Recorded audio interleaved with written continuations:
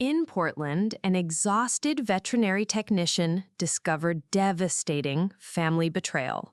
Coming home from work turned shocking when she found her rescue dog mysteriously collapsing. Elisse Brook wasn't typical. For 3 years, she dedicated her life to healing animals while supporting her cancer-stricken mother. Known for unwavering compassion, when Scout began vomiting blood, she was walking into family deception. Elise's desperate rescue led to criminal investigation exposing addiction secrets. What began as medical emergency became devastating reckoning. Community would never be same after learning danger comes from trusted family willing sacrifice.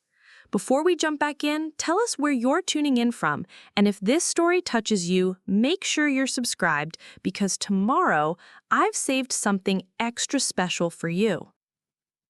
Alara's scrubs still carried the antiseptic smell of the pediatric ICU when she climbed the stairs to her apartment, each step heavy with the weight of 12 hours spent fighting for young lives. The 7-year-old with acute respiratory failure had pulled through, his oxygen levels finally stabilizing after a night that had tested every bit of her training. She'd watched his parents' faces transform from terror to hope, a transformation that never got old, despite the emotional toll it extracted. The key slid into her lock with the familiar resistance that meant home, safety. The carefully constructed sanctuary she'd built after years of therapy, healthy boundaries, and deliberate choices about who belonged in her life. The hallway light flickered as it always did, casting intermittent shadows across the worn carpet. Alara had learned to find comfort in predictable imperfections. They meant stability, routine, the opposite of everything her childhood had been. She turned the knob, already anticipating the ritual that would wash away the hospital's intensity. Chamomile tea, a warm bath, maybe a call to Connor about their weekend plans. Simple pleasures that 20 years ago would have seemed impossible luxuries. Two figures stood in the dim hallway outside her door. Alara's breath caught in her throat, her hand freezing on the doorknob. The man was tall but stooped, his once broad shoulders now curved inward like parentheses around a life that had caved in on itself. The woman beside him clutched a manila envelope with white-knuckled desperation, her dark hair streaked with premature gray that spoke of harder years than her 49 should have carried. 20 years. 20 years since she'd last seen these faces, but trauma had a way of preserving memory in perfect, terrible detail. Alara? Milo Graythorne's voice cracked on her name like he was testing whether he still had the right to say it. We need to talk to you. The words hit her like a physical blow. Alara's training kicked in. Assess, evaluate, respond. Her father looked sick. Not just tired or stressed, but genuinely ill. His skin had the yellow tinge of liver problems, and his eyes carried the hollow look of someone fighting a losing battle with time. You can't be here. The words came out steadier than she felt. You signed away the right to be here 20 years ago. Cassia stepped forward, and Alara caught the slight tremor in her hands that she remembered from childhood, the shake that came when the pills were wearing off, when reality pressed too close. Baby, please, 5 minutes, just 5 minutes to explain. Baby. The endearment that had once meant everything, and then nothing at all. Alara's thumb found the deadbolt, ready to slide it shut against the past that had somehow tracked her down, despite every precaution she had taken.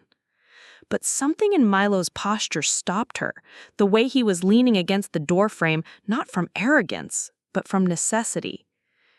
You look good, he said softly, and there was genuine wonder in his voice. You look strong. I am strong. She met his eye directly, drawing on every hour of therapy, every boundary she'd learned to set. Strong enough to close this door and call security. We know. Cassia's voice broke.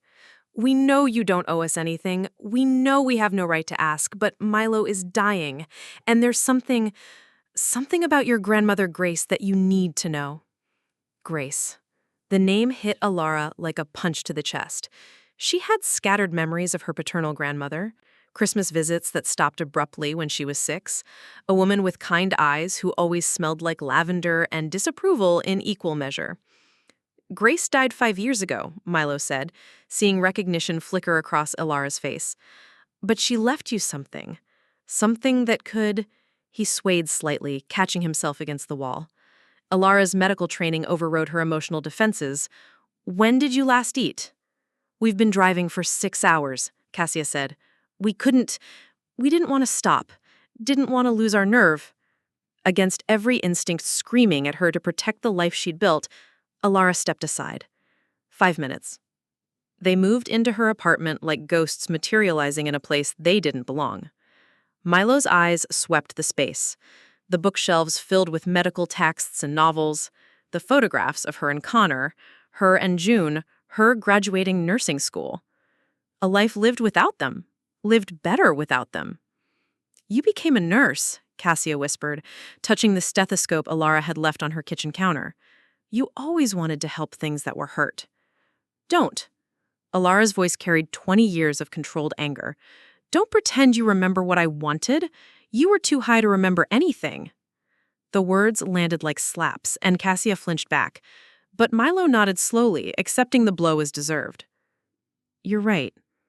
We were too high, too selfish, too broken to be what you needed. He settled heavily into her couch, the manila envelope balanced on his knees. I'm dying, Alara. Liver failure. Years of drinking after the cocaine stopped working, trying to fill the hole where our family used to be. Alara remained standing, arms crossed defensively. And you think that's my problem? How exactly? Because Milo's voice carried the weight of desperate hope. Grace's will had conditions. She left you money, enough money to pay for the transplant I need to live, but accessing it requires... He gestured helplessly at the legal documents. It requires your signature and a declaration of family reconciliation. The room spun slightly. Alara gripped the back of her chair, processing the impossible cruelty of the situation. Her grandmother, whom she'd barely known, had somehow created a scenario where Alara held her father's life in her hands. How much money? She heard herself ask. $400,000, Cassia whispered. She wanted to make sure you were taken care of, but the will, it has conditions about family unity, about forgiveness. The front door opened, and Connor's familiar voice called out, Elle, you're home early. How's the kid who... He stopped in the doorway, taking in the scene with the quick assessment that made him good at his job as a school counselor. Connor, these are... Alara's voice faltered. How did you introduce the people who destroyed your childhood? These are my biological parents. Connor's expression shifted through surprise, concern, and protective anger in rapid succession. He'd heard enough about Milo and Cassia to understand exactly what their presence meant. I think, he said carefully, this might be a conversation that needs more than 5 minutes. Milo struggled to his feet, extending a shaking hand. You must be Connor. Alara's... We heard she had someone special. Heard from who? Alara's voice was sharp. How did you find me?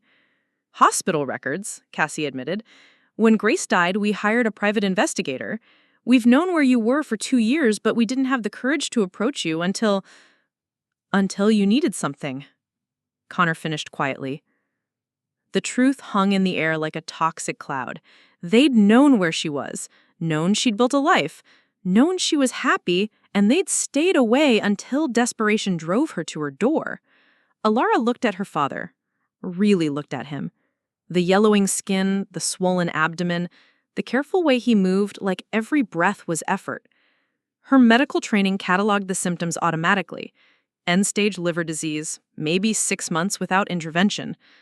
The documents, she said finally. Show me exactly what you're asking me to sign.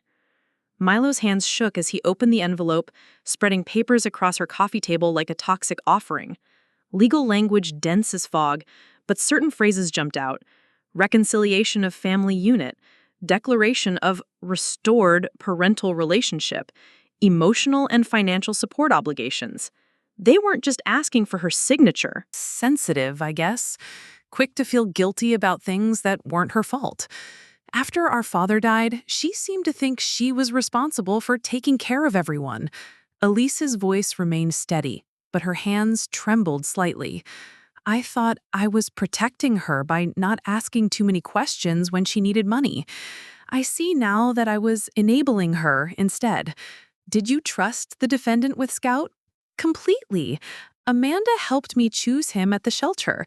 She knew how much he meant to me, how much he'd helped me heal from difficult times. Elise paused, gathering herself.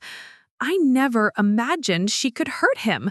Not the sister I thought I knew. Morrison's cross-examination focused on the family's enabling patterns and financial pressures. Ms. Brook, would you say your family has a history of keeping secrets to protect each other? Yes. We learned early that problems were something you handled alone, not something you burdened others with. And this pattern continued into adulthood? I see that now. We all suffered in silence instead of asking for help when we needed it. Dr. Sarah Chen testified as an expert witness about gambling addiction and family trauma. Her clinical assessment painted Amanda as someone whose actions, while inexcusable, followed predictable patterns of behavior learned in childhood. Children of gambling addicts often develop distorted thinking about money, consequences, and family responsibility, Dr. Chan explained. They may engage in elaborate deceptions while convincing themselves they're protecting their loved ones. Does this excuse the defendant's actions? Morrison asked. Absolutely not. Understanding psychological factors that contribute to criminal behavior doesn't excuse that behavior. It can, however, inform appropriate treatment and sentencing decisions. When Amanda testified on her own behalf, the courtroom was riveted by her raw honesty about her gambling addiction and the twisted logic that had led to Scout's poisoning. I told myself I was being merciful, she said, tears streaming down her face, that Scout would die peacefully and Elise would have money to help our mother. But the truth is, I was thinking about myself, about solving my problems without facing consequences. Shen's cross-examination was relentless. You researched antifreeze poisoning for 3 weeks before you started poisoning Scout? Yes. You calculated precise dosages to ensure his death would appear natural? Yes. You continued poisoning him even when he showed signs of suffering? Amanda's voice broke. Yes, I did all of that. I know how terrible it sounds. Dr. Michael Hayes testified about Scout's condition, his voice professional but strained. The defendant inflicted significant suffering on this animal. The poisoning caused kidney damage that will require lifelong management. Scout trusted the person who was systematically trying to kill him. The jury deliberated for 6 hours before returning with verdicts. Guilty on all counts. Amanda showed no surprise, only relief that the pretending was finally over. During the sentencing phase, Elise delivered a victim impact statement that brought the courtroom to silence. They were asking her to legally declare that they were family again, with all the obligations that implied. Ilara stared at the papers, feeling the weight of an impossible choice settling on her shoulders. Save the man who'd abandoned her, or let him die knowing she had the power to prevent it. Either way, the careful peace she'd built was already shattered beyond repair. Ilara stared at the papers, feeling the weight of an impossible choice settling on her shoulders. The legal language swam before her eyes as Connor moved to stand behind her chair, his presence a steadying anchor in the storm that had just blown through her door. "Walk me through this," she said, her nurse's training helping her compartmentalize the emotional chaos. "All of it. No manipulation, no half-truths. I want the complete medical picture." Milo nodded, pulling out a thick folder of medical records. Alcoholic liver disease, progressing to cirrhosis over the past 5 years. My MELD score puts me at the top of the transplant list, but he paused, the words clearly difficult. Insurance won't cover the full cost. There are complications from my addiction history, requirements for extended post-operative care, medications that aren't standard coverage. Connor leaned forward, his counselor instincts engaged despite his personal feelings. What's the timeline without treatment? 6 months, maybe less. Cassia's voice broke on the words. The doctors have been honest about that. Ilara flipped through the medical files with professional detachment, her training allowing her to see past the emotional manipulation to the clinical facts. The documentation was thorough, genuine. Milo wasn't exaggerating his condition. The inheritance, she said finally. Explain exactly how that works. Milo exchanged a look with Cassia before continuing. Your grandmother Grace never stopped loving you, Ilara. After we lost custody, she tried to maintain contact through the courts, but the parental rights termination included restrictions on extended family contact. The words hit Ilara like physical blows. She tried to contact me? For years, Cassia whispered. She fought the legal restrictions, hired lawyers, even attempted to become your guardian when we were declared unfit. But the system, it was designed to protect you from us, and that included her. A knock at the door interrupted the revelations. Connor moved to answer it, revealing a professional-looking woman in her 40s carrying a leather briefcase.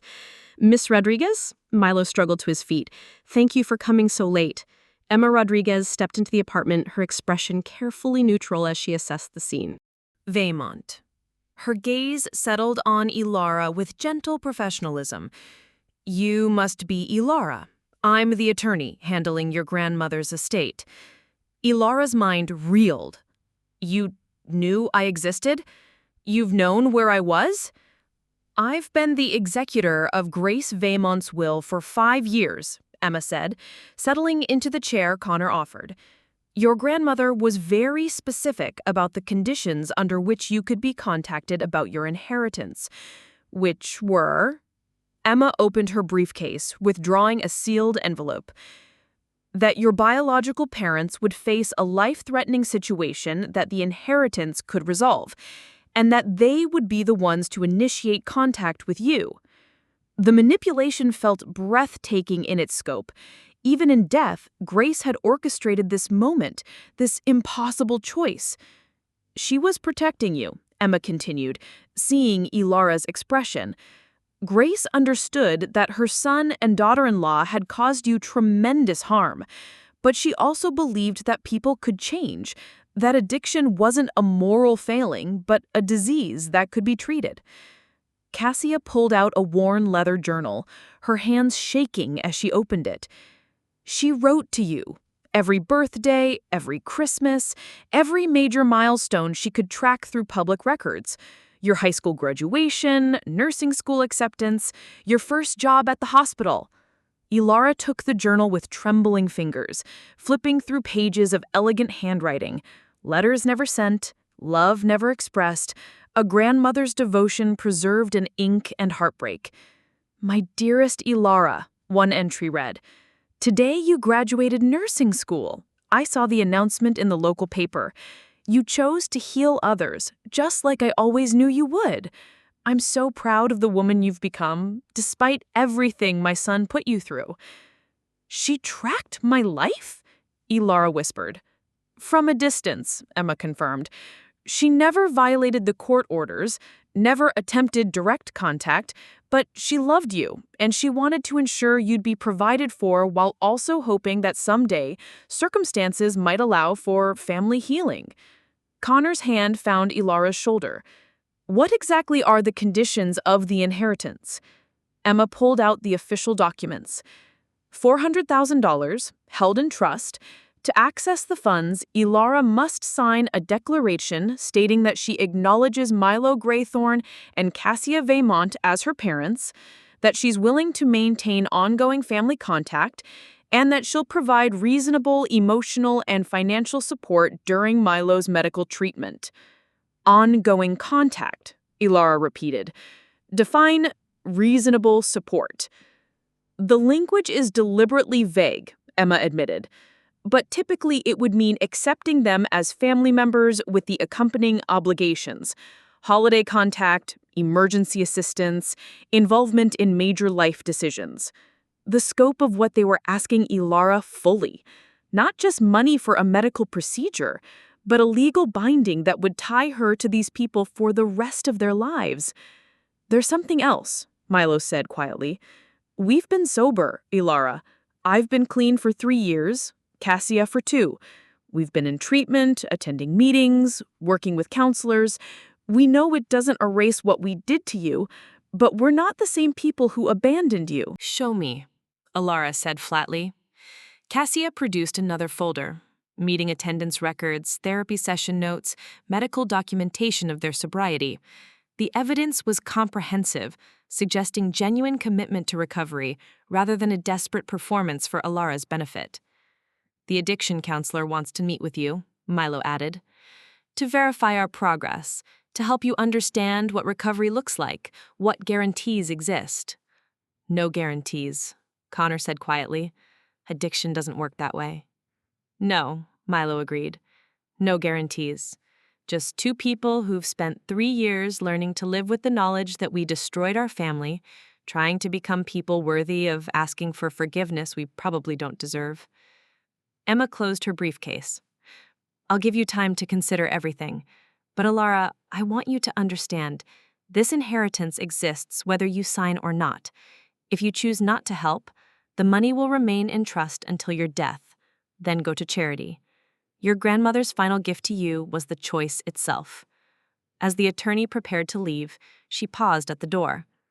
For what it's worth, Grace spent her final years hoping that love might eventually prove stronger than hurt. She believed you had that strength. The door closed, leaving Ilara alone with Connor and the 2 people who'd shaped her understanding of abandonment and resilience in equal measure.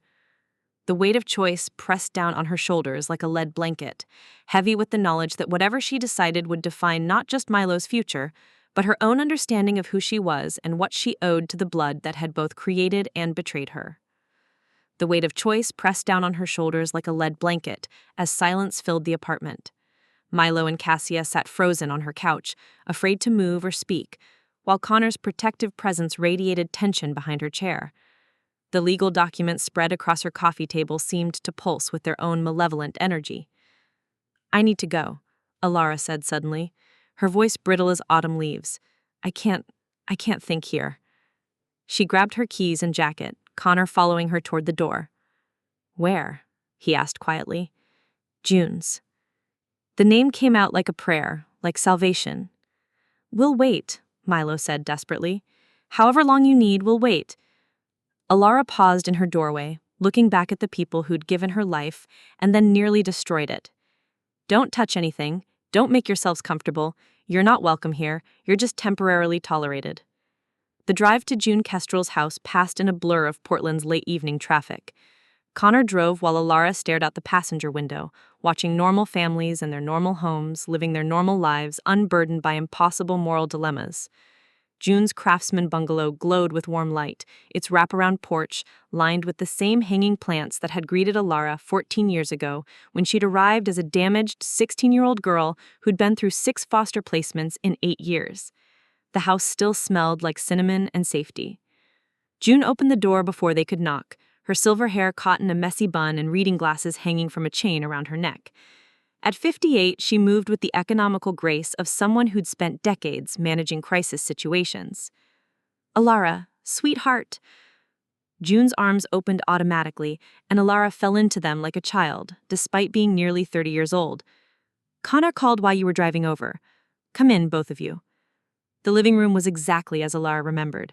Overstuffed furniture covered in throws that begged to be wrapped in, bookshelves that reached the ceiling, and plants in every corner that turned the space into a greenhouse of emotional healing. This was where Ilara had learned that homes could be safe, that adults could be trusted, that family was something you chose rather than something that happened to you. Preparing and narrating this story took us a lot of time, so if you are enjoying it, subscribe to our channel, it means a lot to us. June appeared with another cup of tea, settling Marcus into the circle like he belonged there. In many ways, he did. He'd been Ilara's study partner through nursing school, her emotional backup during the rough patches, the person who understood why she sometimes flinched when people raised their voices or moved too quickly. So, Marcus said, accepting the tea, your biological parents showed up wanting money for a liver transplant, and there's some kind of inheritance involved. Did I get the basics right? $400,000, Connor added, but she has to legally declare them family again to access it. Marcus's expression darkened. Of course there are strings attached. There always are with biological family. He turned to Alara. What's your gut telling you? That I want to help because I'm a nurse and he's dying, and I want to run because they're the people who taught me that love comes with conditions and disappears when you need it most. Ilara's voice broke slightly. I don't know how to separate the medical facts from the emotional manipulation. Then separate them, Marcus said, simply. Get the medical facts from someone who doesn't have a stake in the outcome. You want to know if this guy's really dying or if it's addict drama designed to get money out of you. June nodded approvingly. That's wise counsel. I know someone, Alara said slowly. Dr. Orion Lockwell at Oregon Health Sciences. He's one of the best transplant surgeons in the Pacific Northwest. If Milo's really as sick as he claims, Lockwell would be the one treating him. Marcus pulled out his phone. I know Lockwell's Norse coordinator. We worked together at Emmanuel before she transferred. I can get you a meeting. The conversation that followed was both pragmatic and surreal. 3 people discussing medical consultations and legal implications, while the smell of cinnamon tea masked the bitter taste of family dysfunction. By the time Connor drove Ilara home, she had an appointment with Dr. Lockwell for the following morning. Milo and Cassia were still in her apartment, looking smaller and more fragile than they had hours earlier. They'd fallen asleep on her couch, Cassia's head on Milo's shoulder, and for a moment, Ilara could see echoes of the parents she'd once loved desperately. The sight made her chest tight with emotions she didn't want to examine. We can go to a hotel, Milo said, waking as the door opened. You'll stay here tonight, Ilara decided. But tomorrow morning, you're coming with me to see your doctor. Oregon Health Sciences University sat on a hill overlooking Portland, its medical towers reaching toward gray November sky like concrete prayers for healing. Ilara had interviewed here during nursing school, but had chosen the smaller hospital where she now worked, preferring the intimate scale where she could know most of her patients' stories rather than being one cog in a vast medical machine. Dr. Orion Lockwell's office reflected 15 years of transplant surgery. Diplomas and awards covering one wall, family photos showing 2 children who looked like him, and the kind of organized efficiency that came from making life-and-death decisions daily. He was younger than Ilara had expected, maybe mid-40s, with graying temples and the steady hands of someone who'd performed thousands of procedures. Miss Finchwood, he said, standing to greet her and Milo. Your friend Marcus explained the situation. I'm happy to provide whatever information might help you understand your father's condition. The clinical distance in his voice was exactly what Ilara needed. No emotional manipulation, no family dynamics, just medical facts delivered by someone with no stake in the outcome. I want to understand his prognosis, Ilara said, settling into a chair across from his desk, both with and without treatment. Dr. Lockwell pulled up Milo's file on his computer, his expression professionally neutral. Your father has end-stage liver disease secondary to alcohol abuse. His MELD score, that's model for end-stage liver disease, is 32, which puts him in the highest priority category for transplant. What's the timeline without intervention? Ilara's nursing training kept her voice steady. Based on his current rate of deterioration, likely 4 to 6 months. Possibly less if he develops complications like variceal bleeding or hepatic encephalopathy. Milo shifted uncomfortably in his chair. Hearing the clinical reality of his own death clearly unsettled him more than Ilara might have expected. And with transplant, 5-year survival rates for liver transplant are generally around 70%. But your father's case has complications. Dr. Lockwell's gaze shifted to Milo. His history of substance abuse requires extended post-operative monitoring, specialized medications, and ongoing psychological support. Insurance typically covers the surgery itself, but the ancillary costs can be substantial. How substantial? Alara asked. In cases like this, often $200,000 to $300,000 over the first 2 years post-transplant. Extended rehabilitation, medication management, psychological counseling, regular monitoring for rejection episodes. The numbers were staggering. Even with the inheritance, Milo's survival would be an ongoing financial commitment that could last years. Has he met the sobriety requirements? Alara's question was directed at Dr. Lockwell, but her eyes were on Milo. He's been sober for 3 years with regular monitoring and counseling. That meets our standard requirements. Dr. Lockwell's tone remained neutral. However, I should mention that family support systems significantly impact post-transplant outcomes. Patients with strong emotional and financial support networks have substantially better survival rates. The implication was clear. Milo's survival might depend not just on the surgery, but on Alara's ongoing involvement in his life. What happens if he doesn't get the transplant? She asked. Palliative care. We focus on managing symptoms and maintaining quality of life for whatever time remains. Dr. Lockwell's voice carried the weight of having delivered this news too many times. It's not an easy death, Miss Finchwood. Liver failure is progressive and painful. Alara studied her father's face, seeing fear beneath the hope he was trying to project. This wasn't manipulation or addict drama.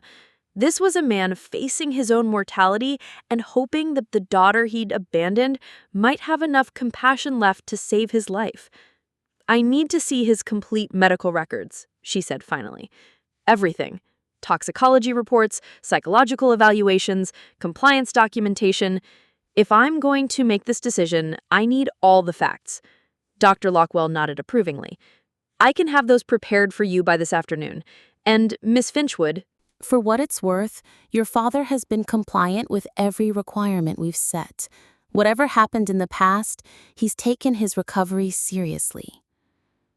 As they left the hospital, Alara found herself walking beside a man who was, medically speaking, already dying. The question now wasn't whether Milo deserved to live, but whether she could live with either choice, saving him or letting him die when she had the power to prevent it. The medical facts were clear. The emotional complexity remained overwhelming. Part 5, Legal Labyrinth. The medical facts were clear. The emotional complexity remained overwhelming. As they left the hospital, Alara found herself walking beside a man who was, medically speaking, already dying.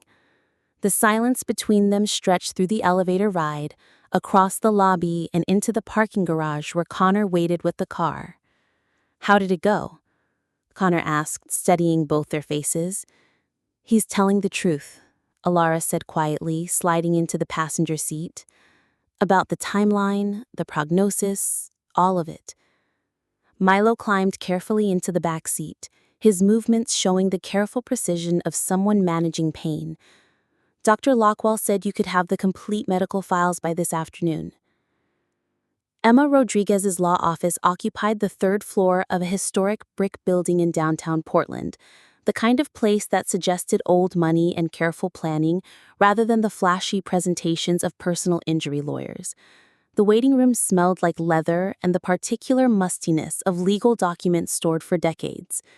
Emma greeted them with a conference room lined with law books, spreading Grace Faymont's complete estate file across a mahogany table that had probably witnessed countless family dramas. The paperwork was extensive. Original will documents, court filings, correspondence with various parties, and a wooden box that Emma handled with particular care. "Before we discuss the inheritance requirements," Emma began, "I think you need to understand the full scope of your grandmother's intentions."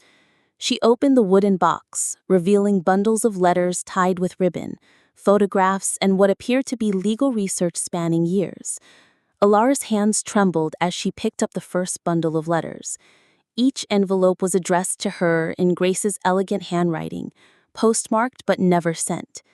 Birthday cards for every year since she'd entered foster care. Christmas letters, graduation congratulations, even sympathy cards for losses Grace had somehow learned about from afar. She wrote to me every major holiday for 12 years, Alara whispered, opening a letter dated her 16th birthday. My dearest Alara, today you turn 16 and I wonder if you're learning to drive, if you have friends who care about you, if anyone has told you lately that you're loved. Grace hired private investigators to track your well-being, Emma explained.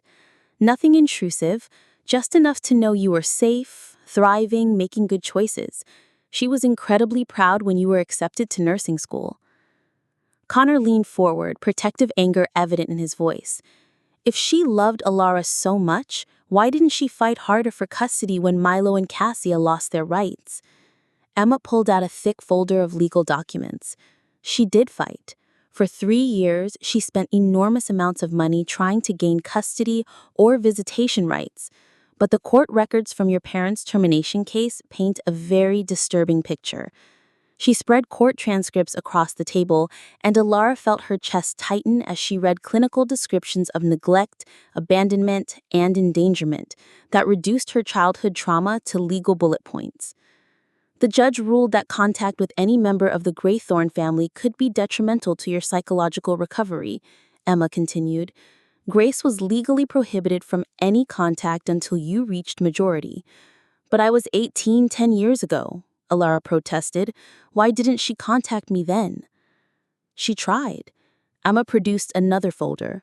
She sent letters to your apartment when you started nursing school. You returned them unopened. The memory hit Alara like a physical blow. Letters from someone claiming to be her grandmother, which she'd assumed were either scams or attempts by Milo and Cassia to manipulate her through proxies. She'd written "return to sender" across each envelope without reading them. I thought they were fake. I thought my parents were trying to trick me somehow. Grace understood your caution. That's when she created the scholarship fund and decided to help you indirectly. Emma's voice carried deep sadness. She spent her final years hoping that someday circumstances might create an opportunity for connection that felt safe to you. Milo, who had been silent through most of the explanation, finally spoke. She was disappointed in me until the day she died, but she never stopped believing that people could change, that families could heal. Emma opened Grace's will to the specific clauses governing the inheritance. The legal requirements are detailed and specific. To access the trust fund, Alara must sign a declaration acknowledging Milo Graythorne and Cassia Vaymont as her biological parents, stating her willingness to maintain reasonable family contact and agreeing to provide emotional and financial support during any medical crisis. Define reasonable, Connor said sharply. The language is intentionally broad. Holiday contact, participation in major family decisions, emergency assistance. The will assumes that people acting in good faith will interpret these terms reasonably. And if they don't act in good faith? Alara asked. There are protections. The trust includes provisions for mediation, and Alara retains the right to modify the level of contact based on changing circumstances. Emma's expression was carefully neutral. However, any attempt to access the inheritance through fraud or coercion voids the entire agreement. She pulled out a final document that made Alara's breath catch. Grace also left you a personal letter, to be read only if you were considering the reconciliation clause. The envelope was thick, cream-colored paper with Alara's name written in Grace's careful script. Inside, several pages in the same elegant handwriting that had panned the unsent birthday cards. My dearest granddaughter, the letter began, if you are reading this, it means my son is facing a crisis that only you can resolve. I know what I'm asking seems impossible, to help the people who failed you most profoundly. But I believe in the strength I've watched you build from afar, And I believe in the power of forgiveness to heal not just others, but ourselves. The letter continued for 3 pages, detailing Grace's observations of Alara's life, her pride in the young woman her granddaughter had become, and her hope that the inheritance might provide an opportunity for healing that hadn't existed before. I don't ask you to forget what they did or to trust them blindly. I ask only that you consider whether the person you've become is strong enough to help them become better than they were. The money is yours regardless. I want you to have security and choices, but I hope you'll choose compassion over judgment, healing over hurt. The decision is entirely yours, and I'll love you no matter what you choose. But remember, sometimes the greatest strength lies not in protecting ourselves from pain, but in transforming pain into something that serves life rather than death. All my love, Grandmother Grace. Tears blurred Ilara's vision as she finished reading. Grace had known exactly what she was asking, not just financial assistance, but emotional labor that could either heal old wounds or tear them open wider. There's one more thing, Emma said quietly. The inheritance isn't just $400,000. Grace's estate is worth considerably more, and if you maintain family contact for 5 years, the full inheritance becomes available, approximately $1.2 million. The room fell silent as the implications sank in. This wasn't just about saving Milo's life, it was about potentially binding Ilara to her biological family for years, with financial incentives that increased over time. She's manipulating me from the grave, Ilara said finally. Or giving you choices you wouldn't have had otherwise, Emma replied. The question is whether you trust yourself to set boundaries that protect your well-being while allowing for the possibility of connection. As they left Emma's office, Ilara carried Grace's letter like a talisman, feeling the weight of her grandmother's love and expectations in equal measure. The legal requirements were clear, but the emotional cost remained impossible to calculate. Connor took her hand as they walked to the car. Whatever you decide, I'm with you, but don't let guilt or obligation make this choice for you. Ilara squeezed his fingers, grateful for his steadiness in the storm of impossible decisions. The law might require signatures and declarations, but her heart would have to decide whether those documents represented genuine reconciliation or just the price of keeping someone alive. The afternoon sun broke through Portland's perpetual clouds, casting everything in golden light that felt like a sign, though whether for hope or warning, Ilara couldn't say. The afternoon sun broke through Portland's perpetual clouds as they walked to the car, but Ilara felt no warmth from it. Grace's letter burned in her jacket pocket like an accusation and a benediction rolling to one. The legal requirements were clear, but they were only the surface of what was really being asked of her. I need to talk to them, she said as Connor started the engine. Really talk to them. Not in my apartment where I feel invaded. Not with lawyers and medical files. Somewhere neutral. Milo, who had been silent in the back seat since leaving Emma's office, finally spoke. There's a coffee shop near the hospital. Quiet, public. We can meet there. Connor's jaw tightened. Are you sure you want to do this alone? I need to do this alone. Ilara turned to face him, seeing her own anxiety reflected in his eyes. You can drive me, wait in the car if you want, but this conversation, it's 20 years overdue and it has to happen without buffers. The coffee shop was exactly as Milo had described, quiet, with mismatched furniture, and the kind of anonymity that came from being near a hospital. People here were used to difficult conversations, to tears and hard truths delivered over caffeine. The barista looked like she'd seen everything and would judge nothing. Ilara chose a corner table where she could see the exits, another habit learned in foster care that had never fully faded. Milo and Cassius sat across from her, both clutching their coffee cups like lifelines. I want to know why, Ilara said without preamble. Not the addiction, not the circumstances. I want to know how 2 people who once loved me enough to have me could love drugs more than they loved their 8-year-old daughter? The question hung in the air like smoke. Cassia's hands began the familiar tremor that Alara remembered from childhood, while Milo stared into his coffee as if it might contain answers. "There isn't a good answer," Milo said finally. "There isn't an answer that makes it okay or understandable or forgivable. Try anyway. Addiction isn't rational, Alara. When you're using, everything else becomes secondary. Your health, your job, your family. The drug becomes the most important relationship in your life." His voice carried the weight of someone who'd had 3 years to examine his failures. "I told myself I was working to provide for you, that the cocaine helped me be better at my job, more successful. But the truth was, I was choosing the high over being present for your life." Cassia finally looked up, her eyes red with unshed tears. "I was in pain from my back injury. The pills made the pain stop, but they also made everything else stop. My ability to parent, to be present, to choose you over the medication." "But you didn't just neglect me," Alara said, her voice steady despite the storm raging inside her chest. "Do you remember the night you left me alone for 3 days when I was 7? When I ran out of food and went to Mrs. Henderson next door because I was scared?" The memory hit them like physical blows. Cassia made a sound that was half sob, half gasp. "I remember," Milo whispered. "We came home and you'd made yourself a fort out of couch cushions in the closet. You said it felt safer there. Do you remember what you said when I asked where you'd been?"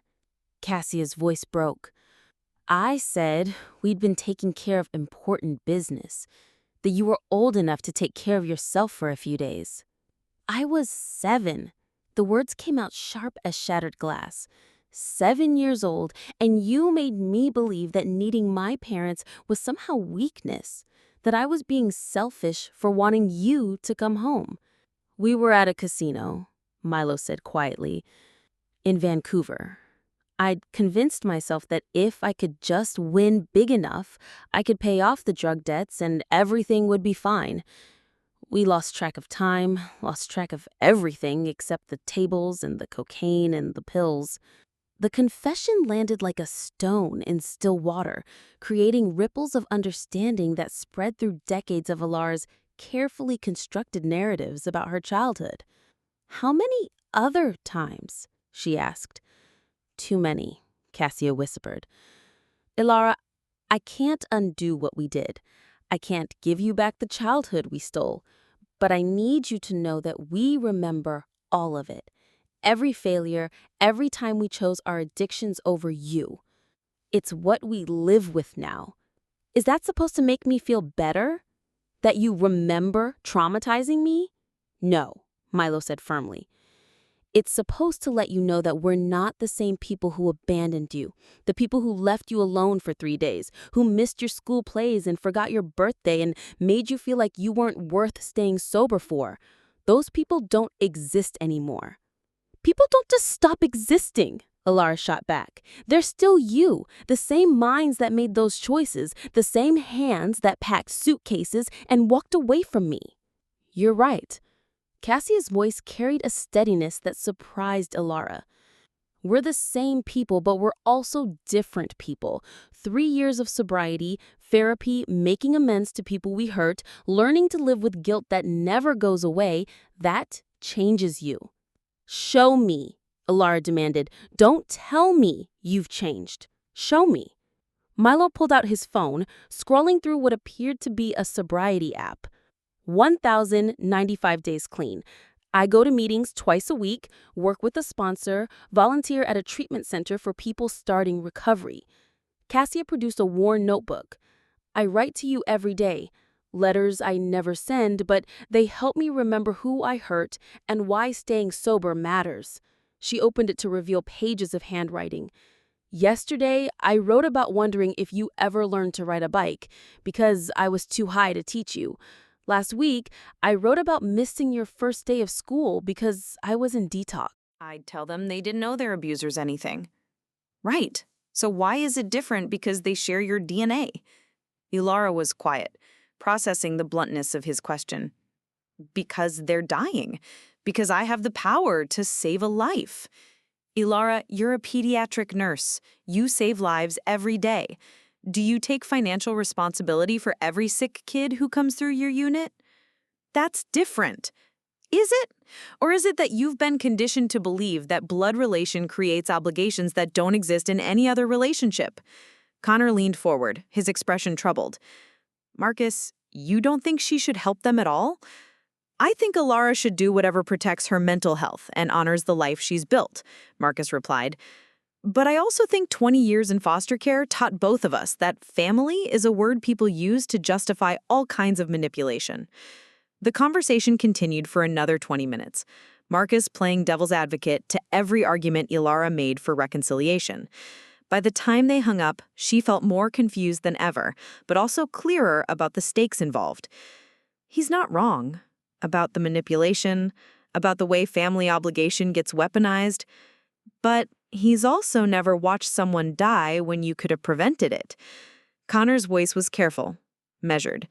You have to live with whatever choice you make. They went to bed early, but sleep eluded Ilara completely. She lay awake, staring at the ceiling, running through scenarios like a computer program stuck in an endless loop. Sign the papers, save Milo's life, spend years managing the emotional fallout of legal family ties. Don't sign, let him die, spend years wondering if she could have chosen differently. At 2 a.m., she gave up on sleep and returned to the living room where the legal documents waited. Milo and Cassia were asleep on her couch, Cassia's head on Milo's shoulder again, looking smaller and more fragile in the dim light. Ilara studied her father's face, trying to reconcile the man sleeping fitfully on her couch with the person who'd left her alone for 3 days at age 7. The facial features were the same, but everything else seemed different. The weight loss from illness, the lines carved by years of regret, the way he unconsciously held Cassia's hand even in sleep. She pulled out Grace's letter and read it again by lamplight, her grandmother's words taking on different meanings in the darkness. Sometimes the greatest strength lies not in protecting ourselves from pain, but in transforming pain into something that serves life rather than death. But what if helping them meant sacrificing her own healing? What if legal reconciliation opened doors she'd spent decades learning to keep closed? Her phone buzzed with a text from June. Can't sleep either? If you need to talk, I'm awake. Ilara called instead of texting, needing to hear the voice that had talked her through countless crises. What's keeping you up, sweetheart? June's voice was warm despite the late hour. I keep trying to find the right answer, but I don't think there is one. Maybe that's your answer right there. Maybe this isn't about right or wrong, but about what you can live with. Ilara curled into her chair, watching Connor sleep peacefully in their bed. What if I help them and they go back to using? What if the stress of ongoing contact triggers my own trauma responses? What if I sign those papers and lose everything I've built?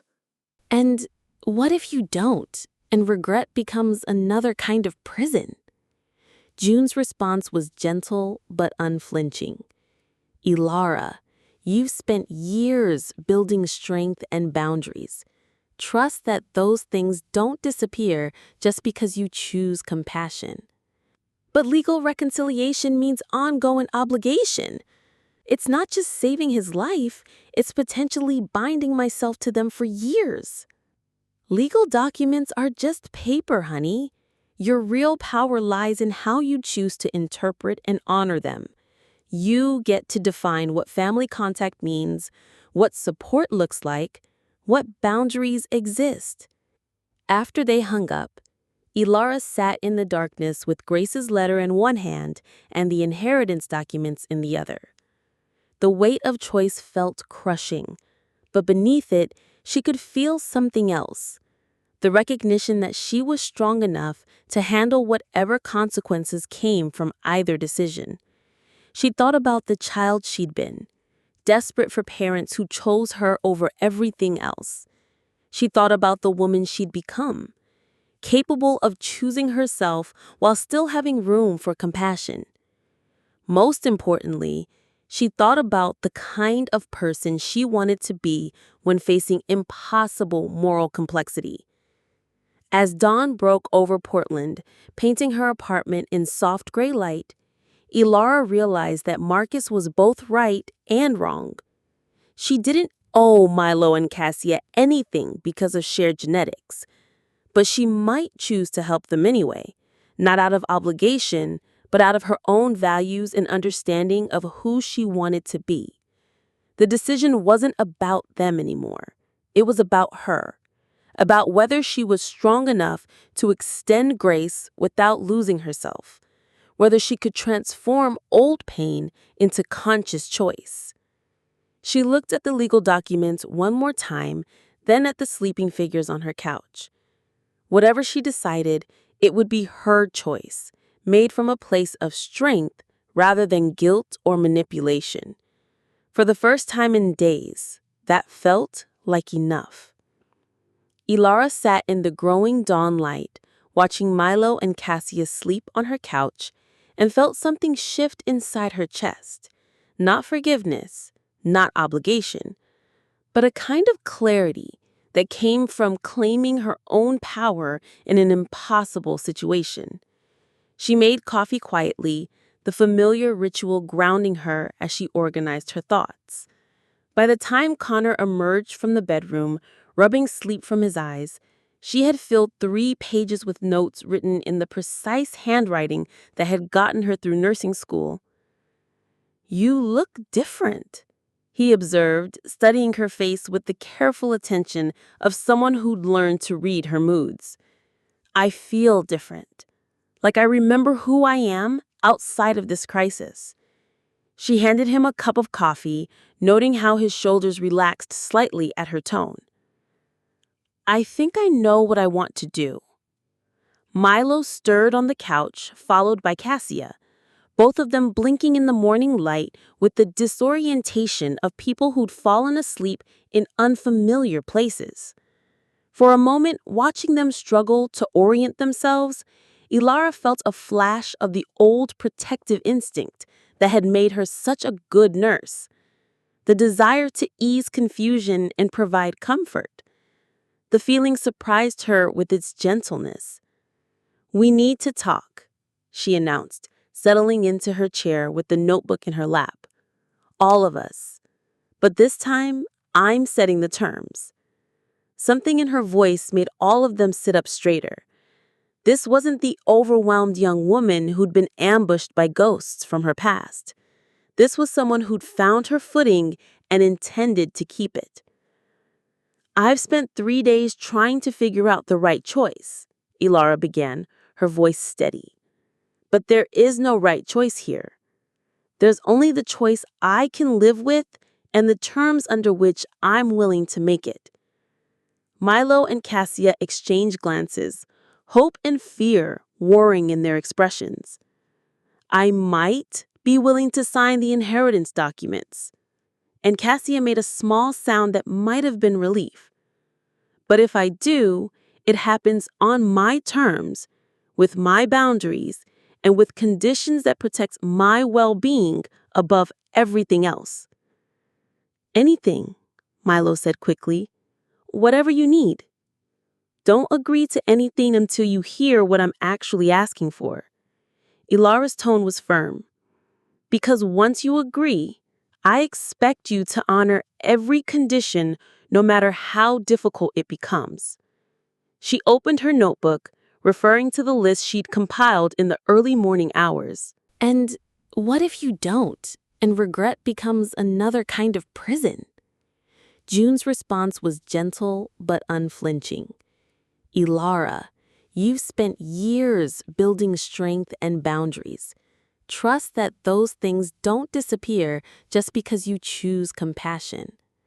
"But legal reconciliation means ongoing obligation.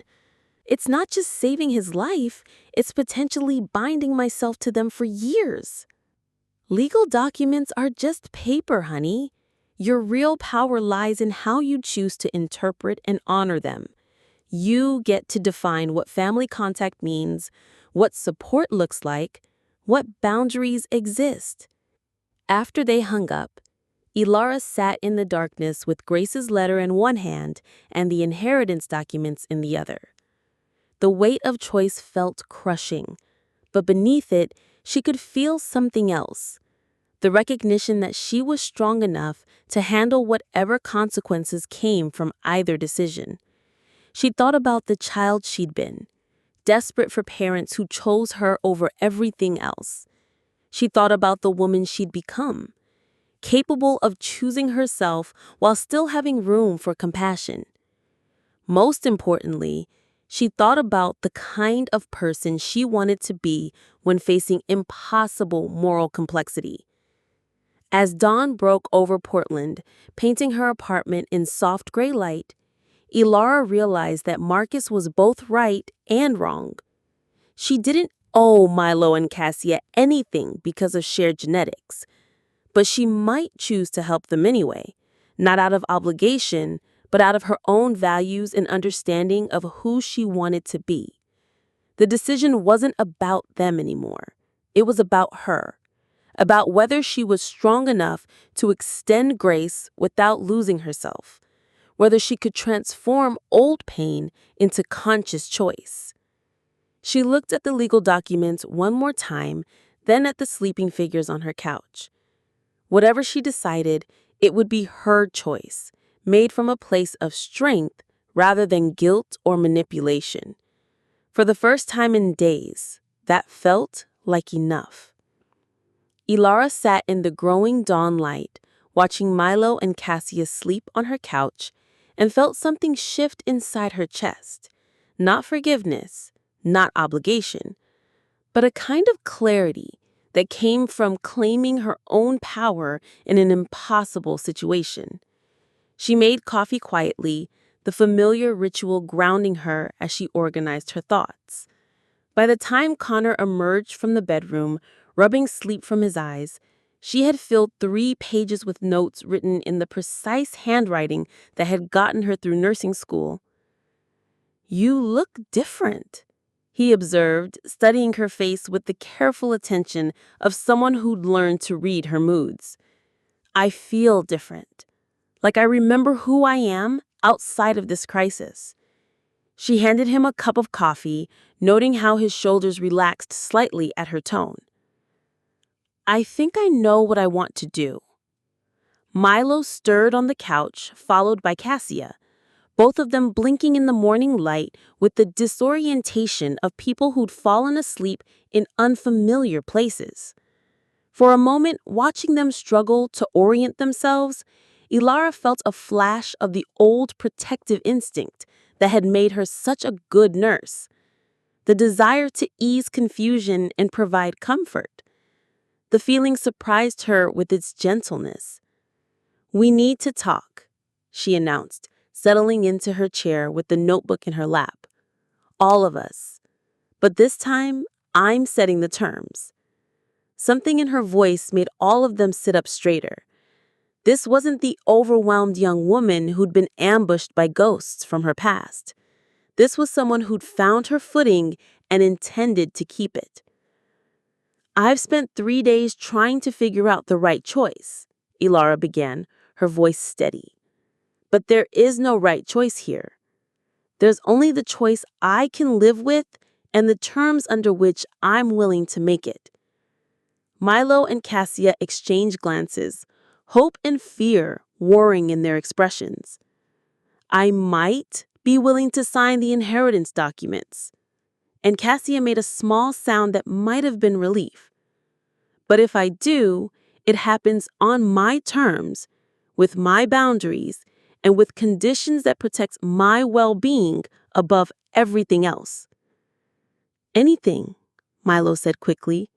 "Whatever you need. Don't agree to anything until you hear what I'm actually asking for."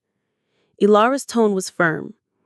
"Because once you agree, I expect you to honor every condition, no matter how difficult it becomes." She opened her notebook, referring to the list she'd compiled in the early morning hours. First condition. If I sign these papers, it's a business arrangement, not an emotional reconciliation. You get access to money that saved Milo's life.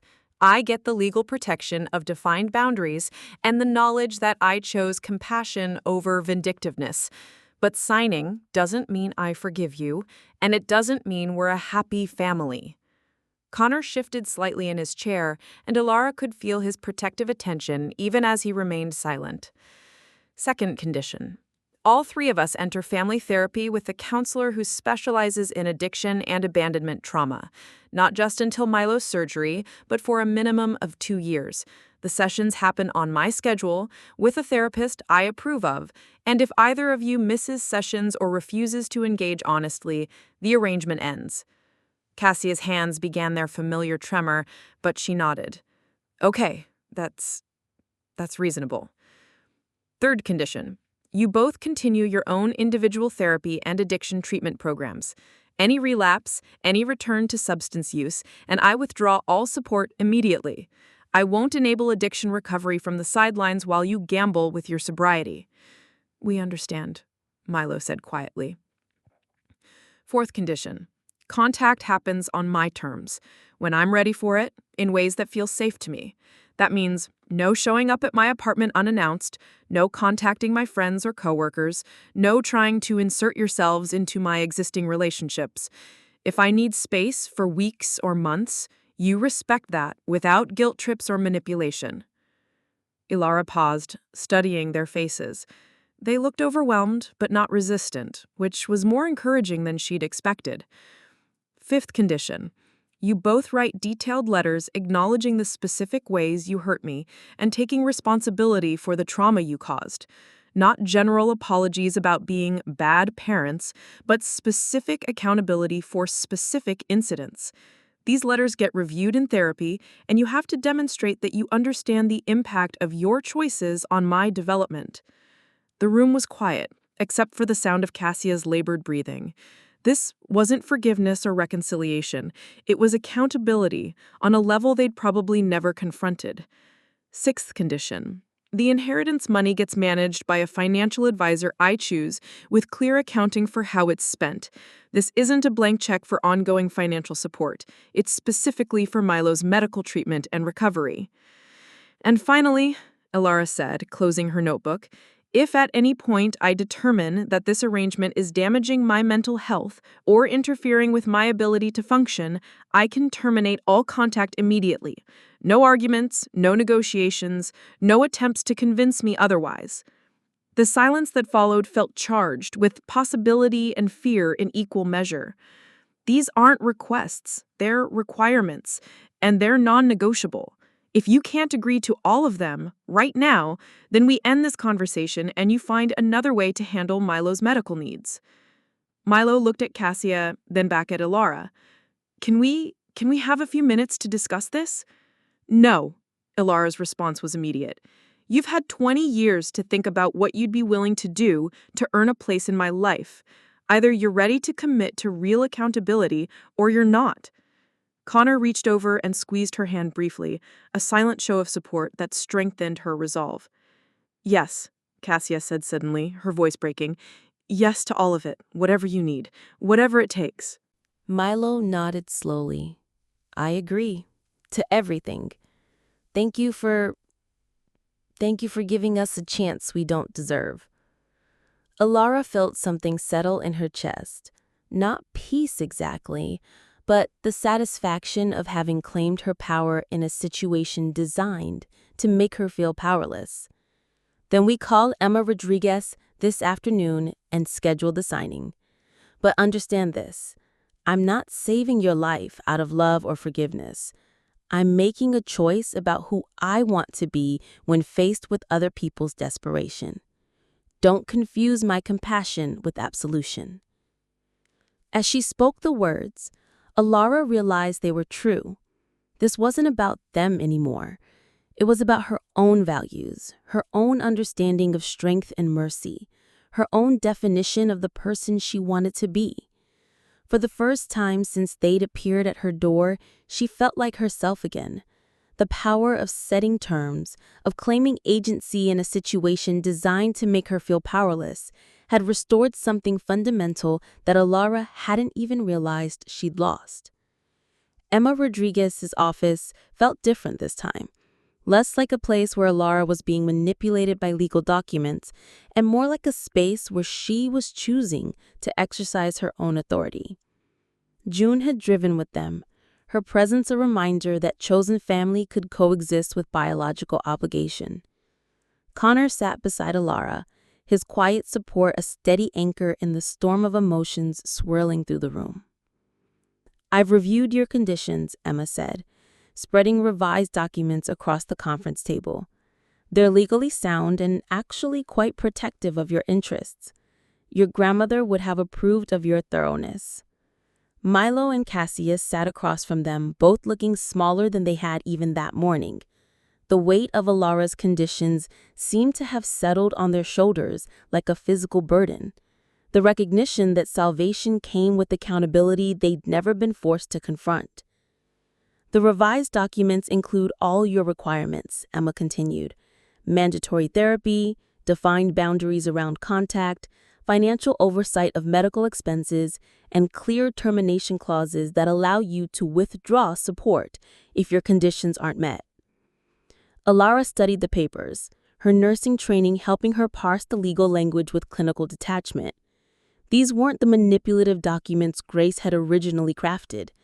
These were contracts that protected her while still allowing for the possibility of helping save Milo's life. "Before I sign," she said, looking directly at her biological parents, "I need to hear you acknowledge what you're agreeing to. Not just the legal requirements, but what this means for how we'll interact going forward." Cassia spoke first, her voice trembling but clear.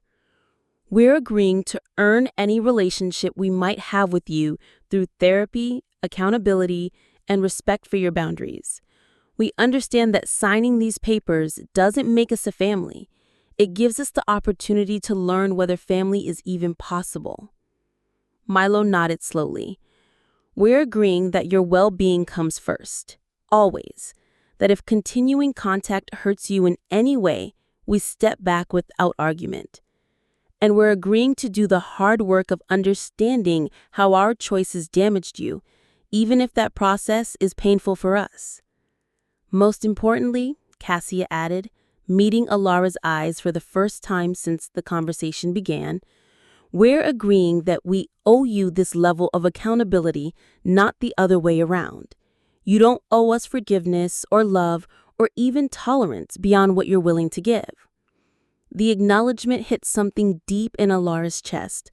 Not forgiveness, but recognition that they finally understood the power dynamic that had been reversed by their desperation in her choice. June reached over and squeezed Alara's hand. "Whatever you decide, sweetheart, you've already done the hardest part. You've claimed your own power in this situation."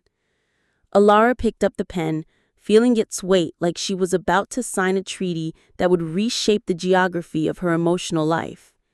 The signature itself took only seconds, but the moment felt suspended in time. The culmination of 3 days of impossible moral complexity distilled into the simple act of writing her name. "Done," she said quietly, setting the pen aside. The immediate reactions revealed everything about the people involved. Milo closed his eyes and began crying quietly, relief and gratitude overwhelming him in ways that looked genuine. Cassia reached for his hand, her own tears mixed joy with what appeared to be trepidation about the road ahead. Connor's expression showed pride mixed with concern, while June simply smiled with the satisfaction of watching someone she loved choose their own path forward. Emma gathered the signed documents with professional efficiency. "I'll file these immediately. The trust funds will be available within 48 hours, and I'll coordinate with Dr. Lockwell's office about beginning the transplant evaluation process." "What happens now?" Connor asked.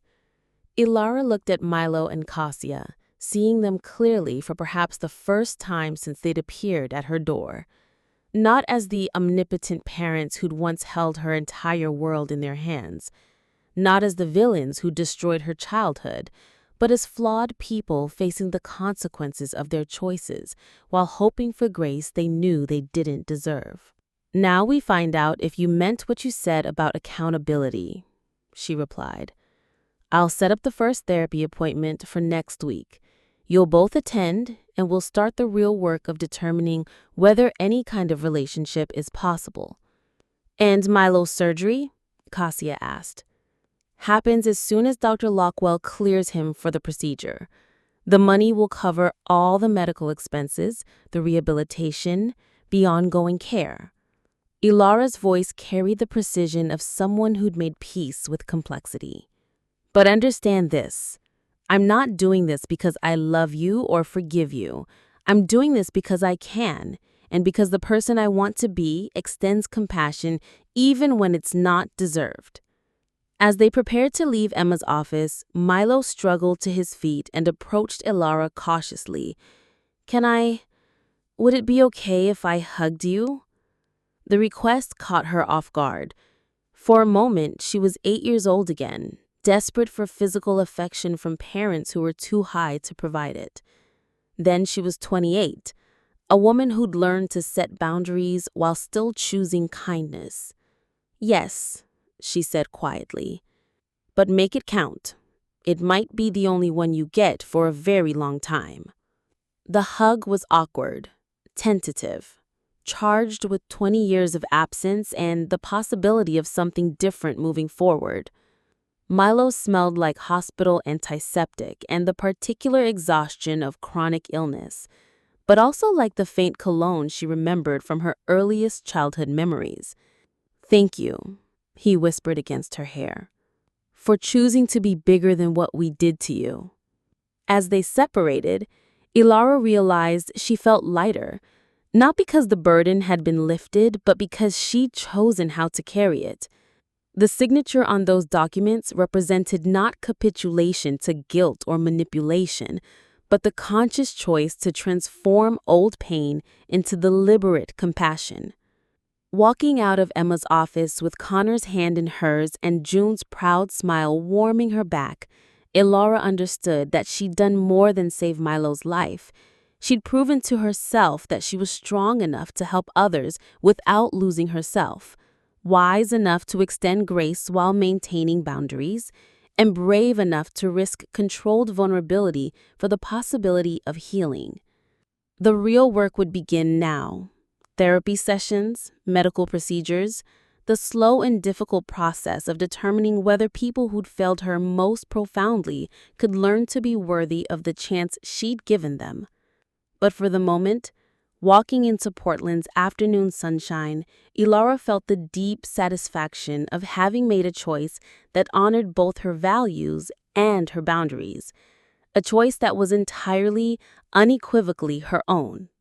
6 months later, Ilara stood in the pediatric ICU watching a 7-year-old girl named Sophia sleep peacefully after successful heart surgery. The child's parents had barely left her bedside for 3 days, taking turns holding her hand and whispering reassurances that Sophia was probably too sedated to hear, but absorbed anyway. Watching them, Ilara felt the familiar ache of what might have been, but it no longer carried the sharp edge of unprocessed grief. Therapy had taught her to sit with that pain without being consumed by it, to acknowledge what she'd lost while celebrating what she found. "Good save in there today," Dr. Martinez said, joining her at the observation window. "Your catch on the medication error probably prevented serious complications." Ilara nodded, still watching Sophia's parents. The experience with Milo and Cassia had sharpened her attention to family dynamics in ways that made her better at her job. She could spot the signs of parents struggling with addiction, recognize the subtle ways crisis could either strengthen or fracture family bonds, and provide resources for families navigating impossible choices. "Dr. Martinez, I wanted to talk to you about the family support program we discussed." "You mean your proposal for counseling services for families dealing with medical trauma?" Yes, I think we need someone on staff who understands how medical crises intersect with existing family dysfunction. Ilara pulled out a folder of research she'd compiled. Kids heal better when their families are stable, but sometimes medical emergencies reveal problems that need professional intervention. The proposal had grown out of her own experience, but also from watching dozens of families struggle with the emotional complexity of pediatric medical care. She'd seen parents blame each other for genetic conditions, watched addiction resurface under the stress of medical bills, observed how crisis could either heal old wounds or tear them open wider. "I like it," Dr. Martinez said, reviewing her documentation. "Submit this formally and I'll take it to the board. We need someone with your insight working on family systems integration." As her shift ended, Ilara felt the satisfaction of work that aligned with her values, healing that addressed not just medical symptoms, but the emotional systems that supported or undermined recovery. Connor was waiting in the parking garage, as he had every Friday for the past 6 months. Their relationship had deepened through the crisis in ways neither of them had expected. Watching Ilara navigate the moral complexity of helping Milo and Cassia had shown Connor aspects of her strength that even 2 years together hadn't revealed. "How was therapy today?" he asked as they drove toward June's house for their weekly dinner tradition. "Productive. Dr. Chen thinks I'm ready to reduce sessions to monthly instead of weekly." Ilara settled into the passenger seat, grateful for Connor's steady presence. "She says my boundaries are stable and my trauma responses are well managed." "How do you feel about that?" "Ready. The weekly sessions were necessary when I was processing the decision about the inheritance, but now I'm more focused on integration than crisis management." The family therapy sessions with Milo and Cassia had been as difficult as Ilara had anticipated, but also more productive than she'd dared hope. Dr. Chen specialized in addiction and family trauma, and her methodical approach had created space for accountability without manipulation. Milo's surgery had been successful. His recovery was progressing well, though he'd face a lifetime of immunosuppressive medications and regular monitoring. More importantly, he'd honored every condition Ilara had set. The therapy sessions, the sobriety maintenance, the respect for boundaries. All of it had been maintained with consistency that surprised even Ilara. Cassia had struggled more with the process. Her codependency issues ran deeper than anyone had initially realized, and she'd had to increase her individual therapy sessions to twice weekly. But she, too, had shown up for every required appointment, even when the emotional work left her visibly drained. The relationship that was emerging between them wasn't what any of them had expected. It wasn't forgiveness or traditional family reconciliation. Instead, it was something more like respectful coexistence, people learning to interact without causing additional harm while allowing for the possibility of limited connection. "Any word from them this week?" Connor asked. Milo sent his weekly medical update. His latest labs look good, and he started volunteering at the treatment center again. Ilara pulled out her phone to show Connor the text. Cassia sent pictures from her Al-Anon meeting. They're both learning to find purpose beyond their relationship with each other. The weekly check-ins had become routine. Medical updates from Milo, recovery progress from Cassia, all filtered through the structured communication they'd established in therapy. It wasn't intimate, but it was honest. More importantly, it was sustainable. June's house smelled like pot roast and the particular warmth that came from being somewhere you were unconditionally welcome. Marcus was already there, regaling June with stories from the ICU while helping set the table. This had become their chosen family dinner tradition, a weekly gathering that reinforced the bonds that had seen them through crisis. "How's our girl doing?" Marcus asked, pulling Ilara into a hug that smelled like hospital soap and the pizza he'd probably eaten for lunch. "Our girl is doing well," Ilara replied, settling into her usual chair. "Better than well, actually." Over dinner, they discussed Marcus's new relationship with a social worker from the hospital, Connor's promotion to department head at his school, and June's decision to start foster care certification again at 58. "Are you sure you want to take on teenagers again?" Ilara asked, remembering her own difficult arrival in June's care. "Honey, you taught me that some of the most rewarding work happens when you help people who've been written off by everyone else." June's smile carried the warmth of someone who'd found her calling. "Besides, I have more wisdom now about trauma responses and healing processes."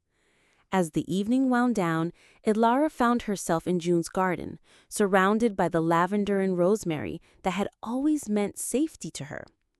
Connor and Marcus were debating baseball statistics in the living room, while June cleaned up with the methodical contentment of someone whose home was regularly filled with people she loved.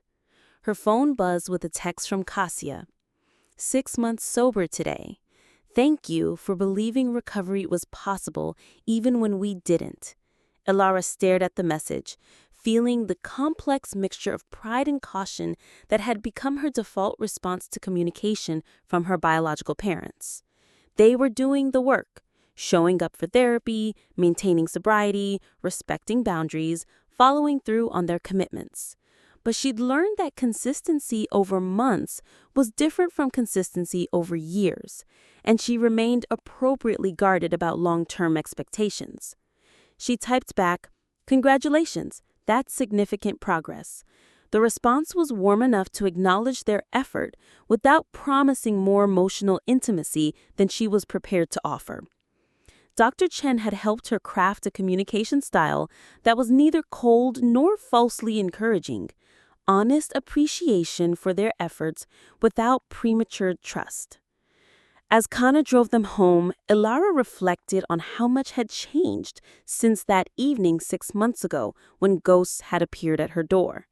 She wasn't the same person who'd been ambushed by impossible choices and crushing moral complexity. The experience had tested every boundary she'd built, every coping mechanism she'd developed, every understanding she'd formed about family and obligation and forgiveness. But she'd emerged stronger.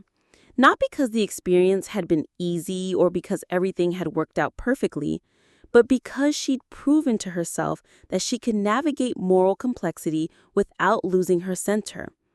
She could extend compassion without sacrificing self-protection. She could choose grace while maintaining the boundaries that kept her healthy. "Do you ever regret it?" Connor asked as they pulled into their apartment complex. "Signing the papers, giving them the chance?" Ilara considered the question seriously. "I regret that it was necessary. I regret that I had to make that choice at all. But I don't regret the choice I made. Even if they relapse tomorrow, even if the whole thing falls apart, I'll know that I acted from my values rather than from fear or obligation." Inside their apartment, free from the legal documents and impossible dilemmas that had once cluttered her coffee table, Ilara felt a deep satisfaction of having transformed crisis into conscious growth. She'd learned that healing wasn't about forgetting trauma or pretending dysfunction hadn't happened.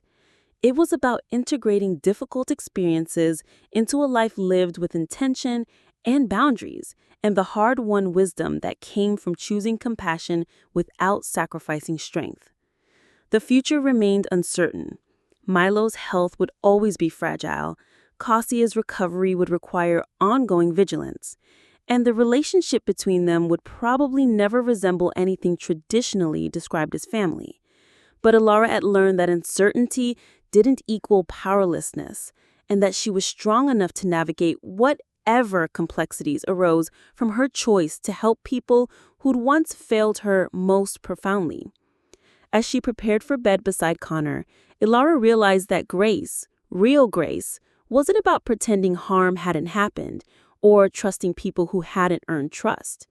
Grace was about choosing to respond to others' desperation from a place of strength rather than fear, wisdom rather than reactivity, and love that was fierce enough to include appropriate boundaries. She'd saved Milo's life, but more importantly, she'd saved her own understanding of who she wanted to be when faced with impossible choices. And that, she thought, as sleep finally claimed her, was a kind of healing that would serve her for the rest of her life. Up next, you've got 2 more standout stories right on your screen. If this one hit the mark, you won't want to pass these up. Just click and check them out. And don't forget to subscribe and turn on the notification bell so you don't miss any upload from us.